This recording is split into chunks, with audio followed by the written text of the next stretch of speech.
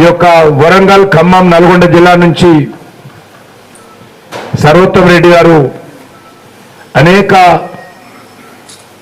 ఉపాధ్యాయ ఉద్యమాలలో అనుభవం ఉన్నటువంటి వ్యక్తి, అజాత శత్రువు. అన్ని సంఘాలు కూడా, అన్ని ఉపాధ్యాయ సంఘాలు కూడా అభిమానించేటువంటి వ్యక్తి, నిస్వార్థపరుడు. ఆయన ఈరోజు భారతీయ జనతా పార్టీ తరఫున మేము అభ్యర్థిగా ఈరోజు రంగంలో ఉన్న విషయం మీకు తెలుసు. వారికి అన్ని సంఘాలు అఫిలియేషన్స్ నిమిత్తం లేకుండా వీరి అభ్యర్థిత్వాన్ని మద్దతు తెలియజేస్తా ఉన్నారు. అదేవిధంగా మెదక్, నిజామాబాదు, కరీంనగర్, ఆదిలాబాదు ఇక్కడ నుంచి కొమరయ్య గారిని అక్కడి నుంచి ఉపాధ్యాయ నియోజకవర్గం నుంచి పోటీ చేస్తా ఉన్నాము. అదేవిధంగా పార్టీ గ్రాడ్యుయేట్స్ కాన్స్టిట్యున్సీ నుంచి కూడా అంజిరెడ్డి గారు పోటీ చేస్తా ఉన్నారు. 3 స్థానాలు మేము తప్పకుండా విజయం సాధిస్తాము. ప్రజల ఆశీస్సులతో, ఉపాధ్యాయుల ఆశీస్సులతో, పట్టభద్రుల ఆశీస్సులతో మేము తప్పకుండా విజయం సాధిస్తాము. ఈరోజు మనం చూస్తా ఉన్నాము, కాంగ్రెస్ పార్టీ నేను ఇంతకుముందు చెప్పినట్టు 100 రోజుల్లో 6 గ్యారెంటీలు అమలు చేస్తామని చెప్పారు.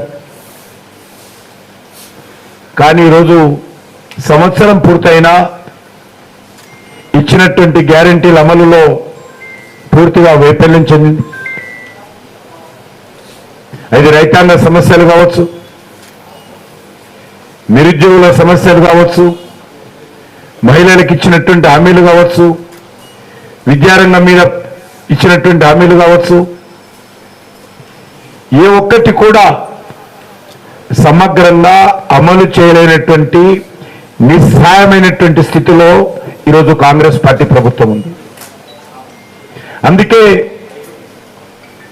ప్రతి వారం రోజులకోసారి తన వైఫల్యాల నుంచి ప్రజల దృష్టిని మళ్లించడం కోసం ఇచ్చినటువంటి హామీల అమలులో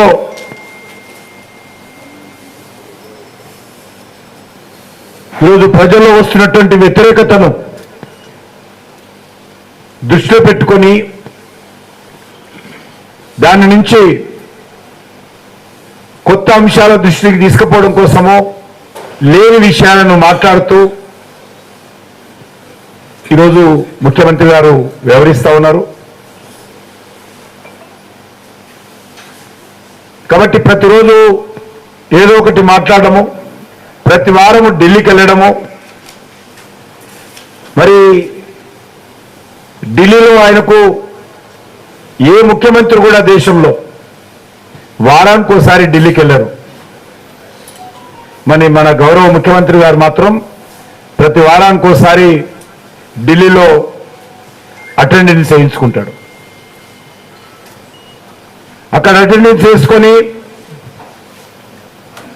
రాహుల్ గాంధీ చెప్పిన విషయాలన్నిటిపైన వచ్చి ఇక్కడ నరేంద్ర మోడీ గారి మీద